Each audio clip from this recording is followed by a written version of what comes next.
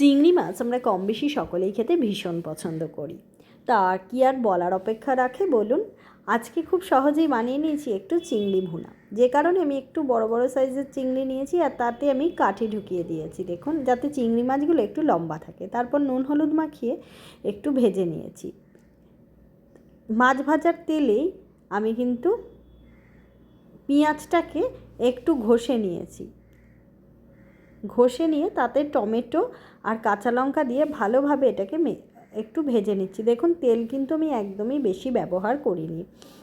আমার video channel আপনাদের কেমন লাগছে কমেন্ট করবেন। এটা ভাজতে বসিয়ে আমি একটা বাটিতে সামান্য নুন, হলুদ, অল্প পরিমাণ চিনি আর কাশ্মীরি লঙ্কার গুঁড়ো আর একটু ধনে গুঁড়ো, জিরে গুঁড়ো, একটু শুকনো লঙ্কার গুঁড়ো দিয়ে একটু জল দিয়ে দিলাম। দিয়ে এটাকে কিন্তু একটু নেড়ে নিয়ে এই পেঁয়াজ ভাজাতে ব্যবহার করব। আলাদাভাবে কোনো রকম আর মশলা দিলাম না। এই মশলাগুলোই কিন্তু জলে নিয়ে তারপরে দিয়ে আমি পেঁয়াজটাকে আরেকটু ভালোভাবে কষিয়ে নিচ্ছি। নতুন কোনো রান্না যদি আপনাদের দেখার ইচ্ছা থাকে আমার চ্যানেলে, আমার কাছ থেকে, তাহলে কিন্তু কমেন্ট করবেন, আমি সেই রান্না নিয়ে আপনাদের সামনেই হাজির হব। আবারও একটু জল, বাটি ধোয়া জল দিয়ে দিলাম, দিয়ে পেঁয়াজটাকে ভালোভাবে কষিয়ে নিচ্ছি।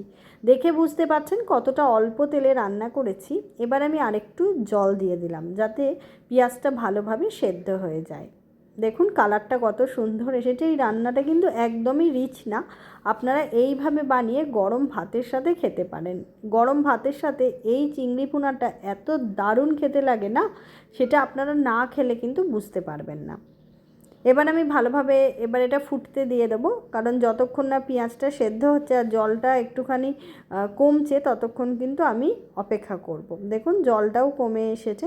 এবার আমি ওপর থেকে একটু ফ্রেশ ধনেপাতা দিয়ে দিলাম। যদি আপনাদের কাছে ধনেপাতা না থাকে না দিলেও হবে, তবে ধনেপাতাটা দিলে গন্ধটা বেশ সুন্দর আসে। ধনেপাতা দিয়েও আমি ভালোভাবে আরেকটু নেড়ে নিচ্ছি, কারণ এটাকে আমি একদমই তো কষা কষা করব, সেই ক্ষেত্রে জলটাকে আমার কিন্তু শুকাতেই হবে। এবার আমি যে মাছগুলো আগে থেকে ভেজে রেখেছিলাম সেই মাছগুলো এই ঝোলের মধ্যে দিয়ে দিচ্ছি। দেখুন একদম মাখা মাখা। মাছগুলো যেহেতু কাঠি ভরে রেখে দিয়েছি সেই জন্যে কিন্তু একদমই বেঁকে যায়নি।